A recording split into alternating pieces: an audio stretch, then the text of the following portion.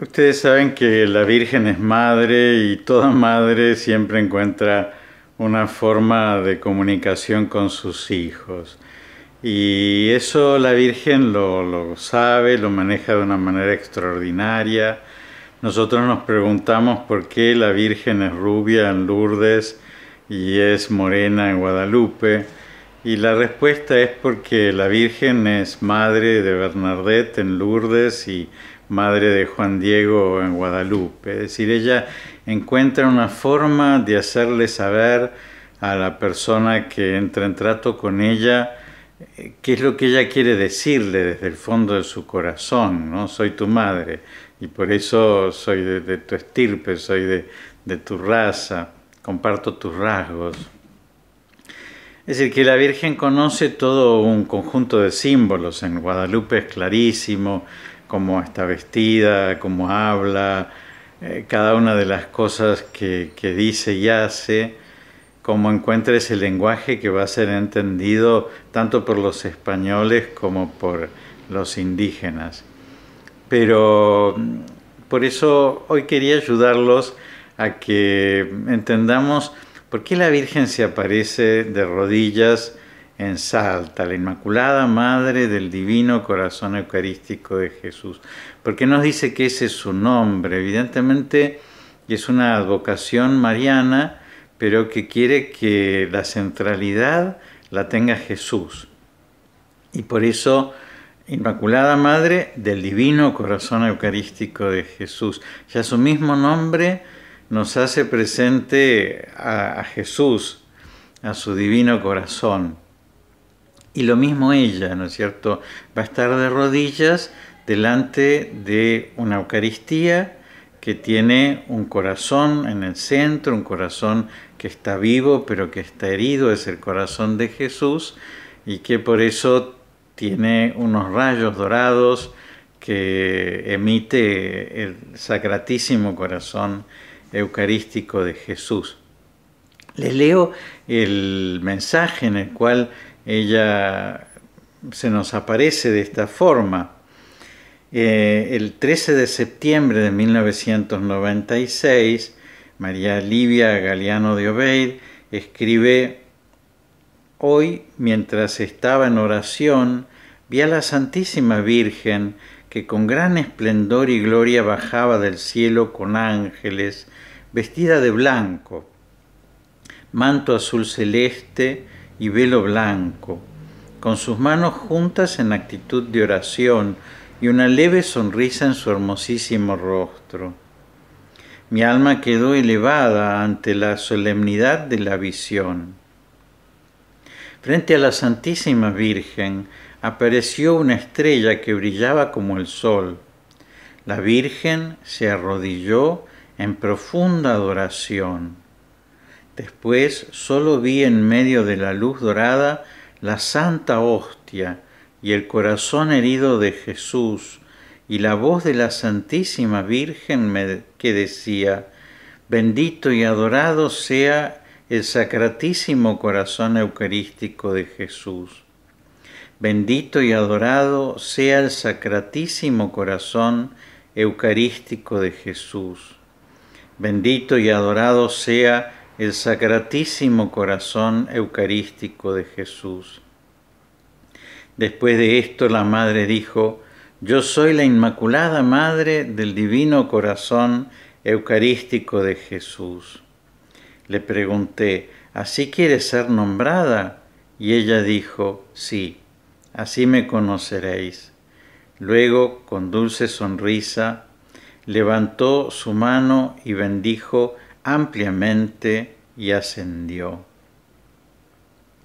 Bueno, lo que queda claro entonces, incluso en la representación que nosotros hacemos de esta visión, es que la Virgen está de rodillas en profunda adoración frente a la Eucaristía. Piensen que la Virgen de adoración conoce mucho, porque ciertamente ella ama a Dios de una manera perfecta. La adoración es un amor de abajo hacia arriba, ¿no es cierto?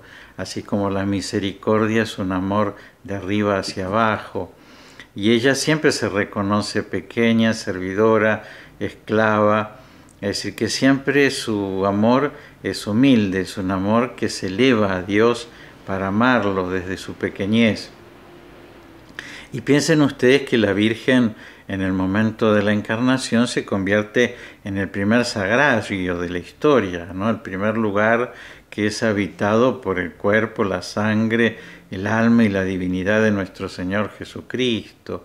Y que en esos 9 meses, como solo una madre tiene una relación tan perfecta, tan maravillosa, tan consciente de la vida que se entreteje en sus entrañas, que nadie más capta de la misma manera en que la capta la madre, bueno, que la Virgen evidentemente durante ese tiempo se acostumbró a esa presencia misteriosa de Jesús, tal cual como está en el sagrario. Después, evidentemente, cuando lo tuvo en sus brazos, lo adoró en el pesebre, lo adoró entre sus brazos, lo adoró cuando le daba de comer y lo adoró cuando lo veía dormir. Lo adoró en todo momento porque siempre la Virgen, detrás de esa humanidad de Jesús, tan querida, tan cercana, tan posiblemente parecida a la suya, ella encontraba lo que había detrás, ¿no es cierto?, que era la persona divina del Verbo, ¿no?, el Hijo eterno del Padre que se hacía hombre para nuestra salvación.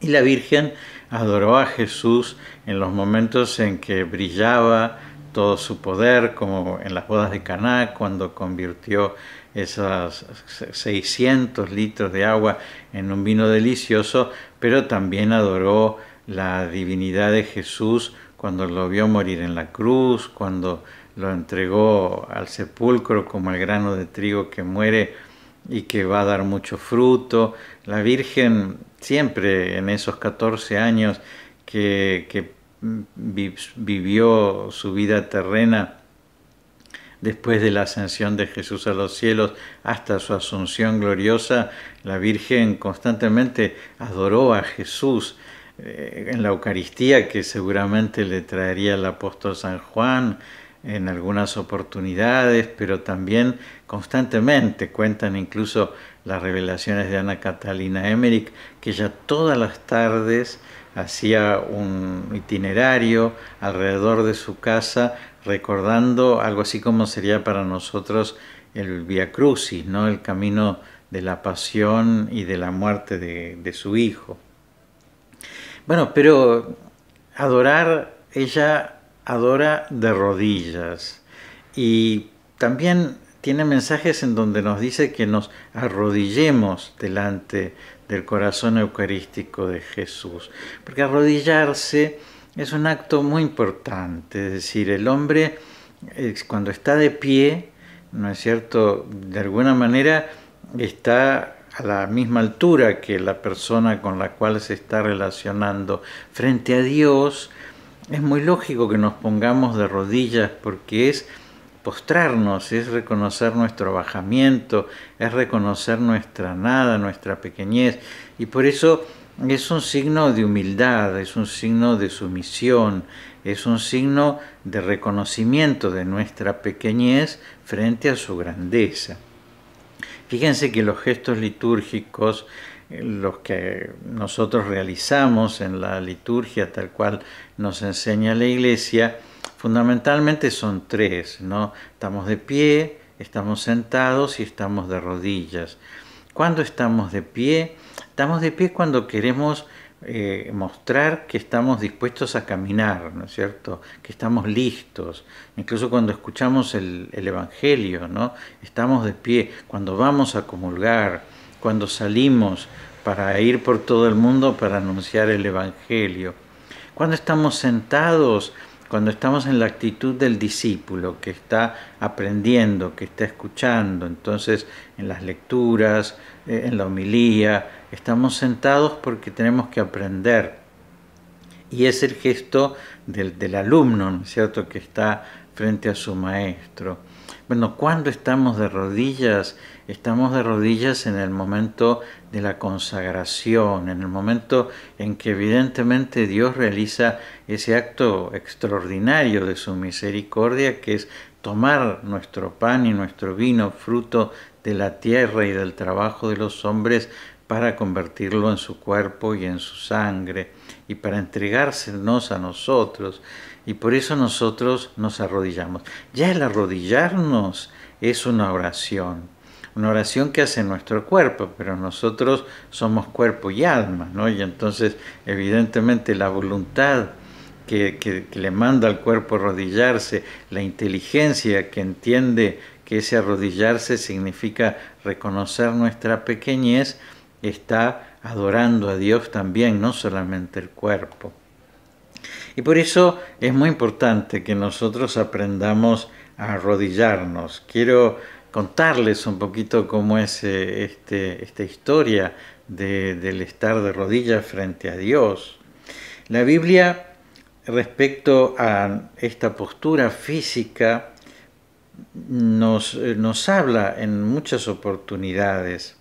Y en el Antiguo Testamento, por ejemplo, en el Salmo 95 dice: venid, adoremos y postrémonos, doblemos la rodilla ante el Señor nuestro Hacedor.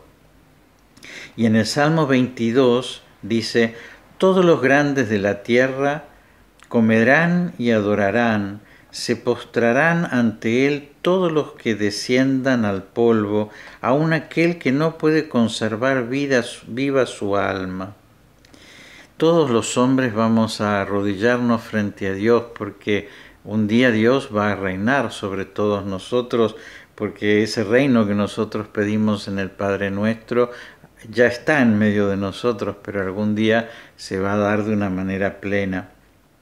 En Isaías, en el capítulo 45, en el versículo 23, dice: por mí mismo he jurado, ha salido de mi boca en justicia una palabra que no será revocada, que ante mí se doblará toda rodilla, toda lengua jurará.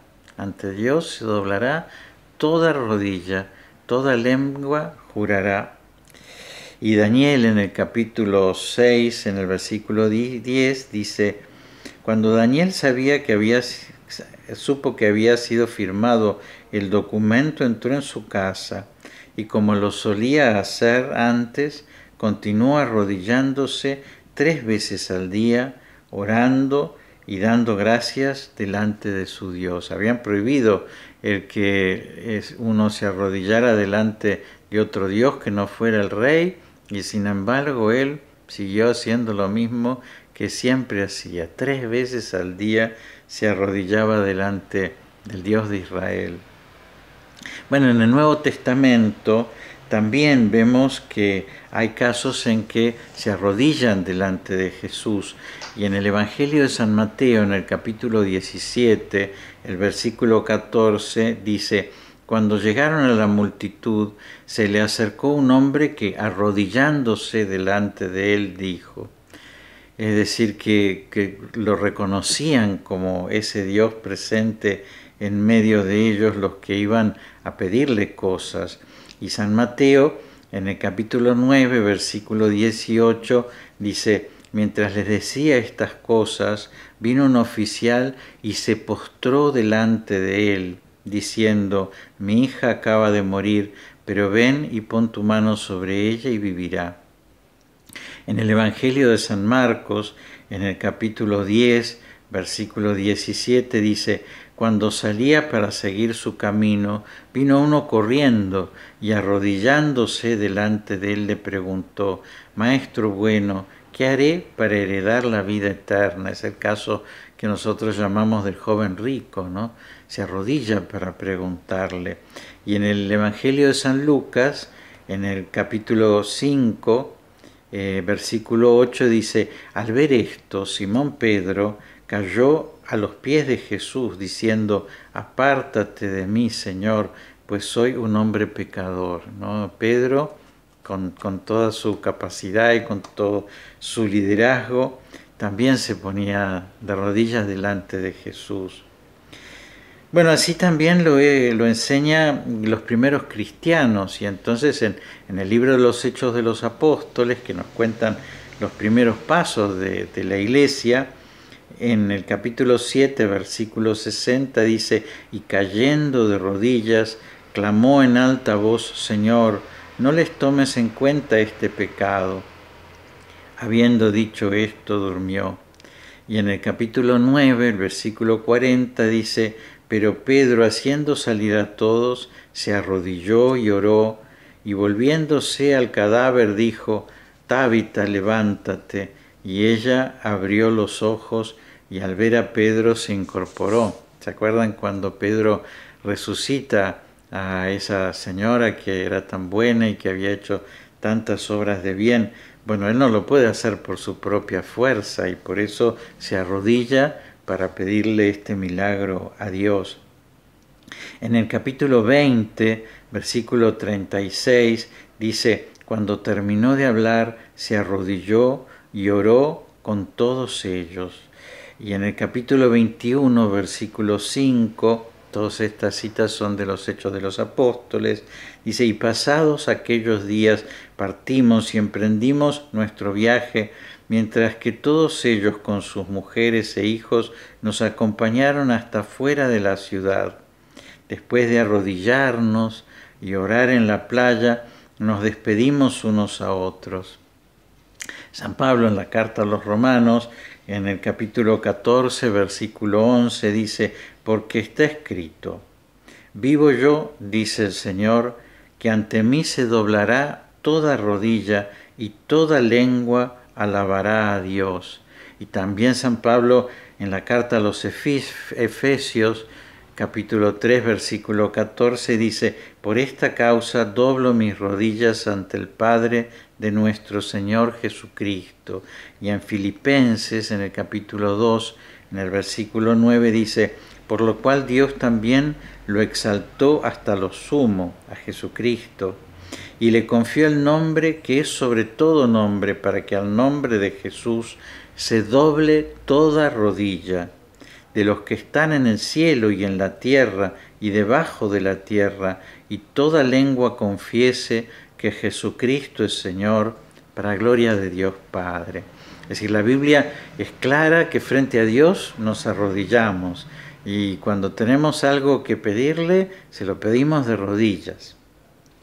Los santos padres también siguieron con esta tradición, y por eso San Justino, que murió en el año 163, dice: ¿quién de vosotros ignora que la oración que mejor aplaca a Dios es la que se hace con gemidos y lágrimas, con el cuerpo postrado en tierra o las rodillas dobladas? Eso lo dice en el diálogo con Trifón. Y San Gregorio Magno, que murió en el año 604, predica al pueblo cristiano reunido en una estacio: vemos, muy queridos hermanos, qué inmensa muchedumbre os habéis congregado aquí, y cómo os arrodilláis en tierra y golpeáis vuestro pecho y clamáis en voces de súplicas y alabanzas y bañáis vuestras mejillas con lágrimas. Y el beato Raimundo de Capua, que fue el director y el biógrafo de Santa Catalina de Siena, nos dice que arrodillada en un banco, según solía, entraba en éxtasis. Esto lo cuenta en la leyenda mayor, en el número 321. También conocemos sobre la vida de San Luis, rey de Francia, que murió en 1270, que era muy amigo de los religiosos, y que los religiosos nos dice que en la capilla real rezaba la liturgia de las horas, y que a estas plegarias oficiales de la Iglesia añadía largas oraciones privadas, sobre todo por la noche. En la Iglesia, arrodillado directamente sobre las losas del suelo, el rey de Francia, y con la cabeza profundamente inclinada después de maitines. Dice: el santo rey rezaba a solas ante el altar. También solía rezar diariamente un rosario en el que hacía 50 genuflexiones, diciendo cada vez un Ave María. Santo Tomás de Aquino, que murió en 1270, solía levantarse por la noche para orar postrado ante el Santísimo Sacramento. Y San Pedro de Alcántara, que murió en 1562, según nos cuenta Santa Teresa, murió hincado de rodillas. Pocos años antes, San Juan de Dios, que murió en 1550, dice, después de muerto, quedó su cuerpo fijo de rodillas sin caerse al pie de su cama. Así lo hallaron. Y hay múltiples testimonios en el proceso de canonización suyo que cuentan que así fue encontrado su cuerpo. San Ignacio de Loyola, que murió en 1556, enseñaba a orar en los ejercicios, diciendo, cuando de rodillas, cuando postrado en tierra, cuando supino rostro arriba, cuando sentado, cuando de pie, de rodillas o sentado, según la mayor disposición en que se halla, de devoción lo acompaña. Y Santa María Margarita de Alacoque, que es la vidente del Sagrado Corazón de Jesús en Paray-le-Monial y que murió en 1690, nos dice que recibió de rodillas ante el Santísimo sus principales revelaciones. Y escribe ella que el Señor me mandó velar todas las noches, del jueves al viernes, durante 1 hora, postrada en tierra ante Él. Es decir, que ciertamente los santos han también mantenido esta tradición que nos enseña la Sagrada Escritura de ponernos de rodillas frente a Dios. Una mujer que yo conocí personalmente, Sor Elvira Petrosi, que es la fundadora del Cenáculo, una casa de recuperación de adictos, en un momento fue convocada al sínodo de los obispos sobre la Eucaristía, porque justamente ella lo que propone a los chicos que están atrapados por la droga es un camino de recuperación a través de la oración y particularmente de la oración eucarística. Y entonces ella dijo, soy una monja pobre y sencilla, pero soy testigo de lo que Dios obra hoy a través de la Eucaristía. Les he propuesto muchas veces lo que me ha aliviado y restaurado la confianza y la esperanza, la misericordia de Dios y la oración eucarística. Dice, la Eucaristía no se entiende con la cabeza, sino que se experimenta en el corazón. Si te arrodillas confiadamente ante Él, sientes que su humanidad presente en la hostia consagrada despierta en ti la imagen de Dios que vuelve a brillar. Y nos cuenta que eso que ella hacía cuando venían los chicos y ella no sabía qué hacer para proponerles un camino de sanación, pero que ella rezaba y ellos la veían rezar, dice, pronto algunos jóvenes comenzaron a levantarse por la noche para el culto personal, luego todos los sábados por la noche para que su noche de bullicio, es decir, el día en que ellos antes estaban haciendo macanas, empezaran a tomarlo como un día reparador. Y entonces entre las 2 y las 3 de la mañana se ponen de rodillas para rezar por todos los jóvenes que en esos momentos están lejos de Dios y atrapados por cosas que no están bien.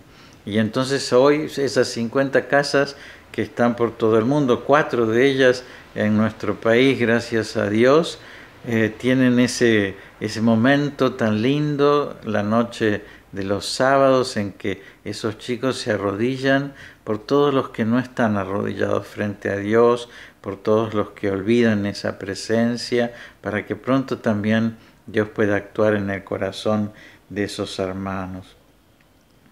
Bueno, el Papa Benedicto XVI también tuvo una catequesis un miércoles, que es cuando él explicaba las verdades de nuestra fe, y en un momento habló sobre esto, sobre lo que significaba estar de rodillas frente a Dios y rezar de rodillas, y dice, no es un símbolo de esclavitud ni de indigencia, sino una manera de reconocer los propios límites y la necesidad de Dios.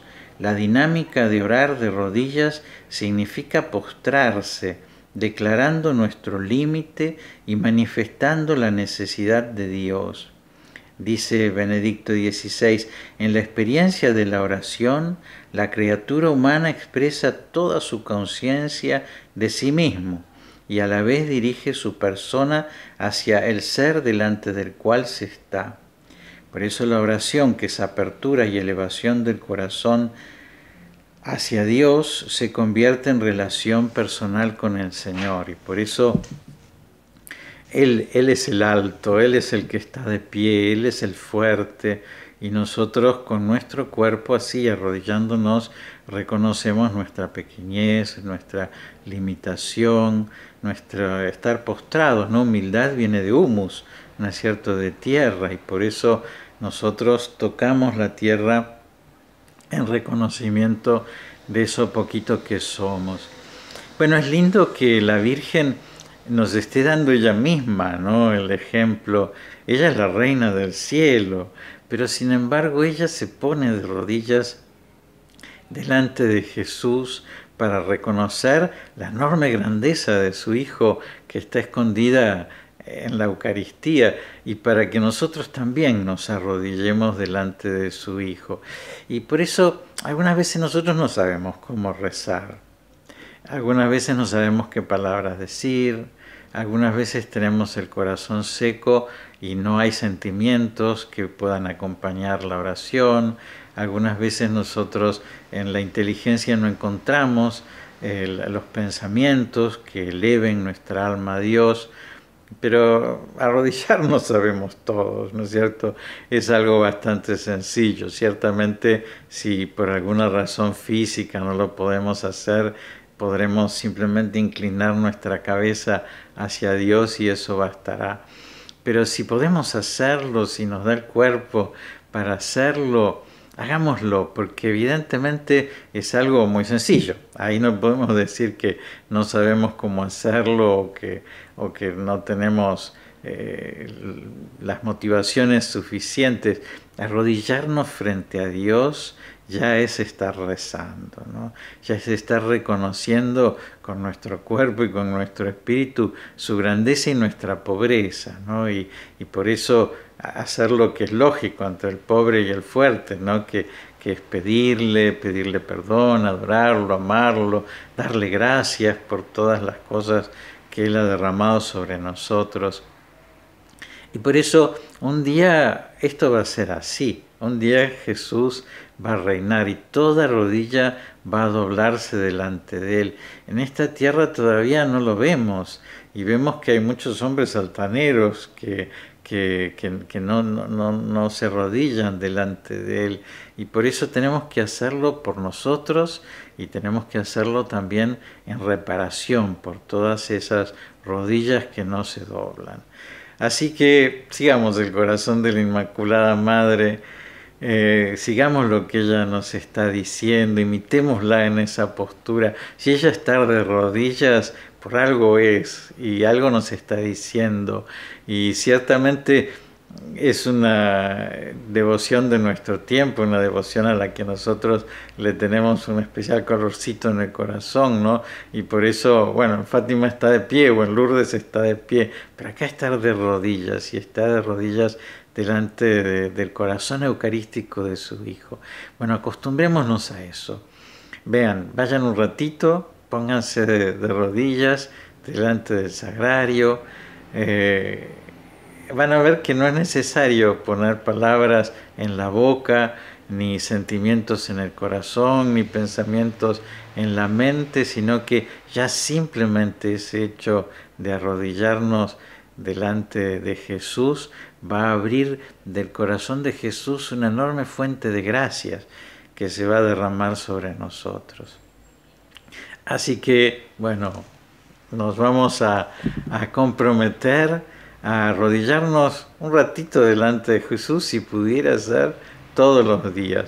Si no podemos delante de Jesús eucarístico, bueno, podemos hacerlo delante de alguna imagen de Jesús, o simplemente arrodillando y llevando el pensamiento al sagrario más cercano que haya, o al sagrario menos reconocido. Vieron que hay sagrarios que a los que no son visitados por nadie, que no son tenidos en cuenta por nadie, que Jesús pasa muchas horitas solo.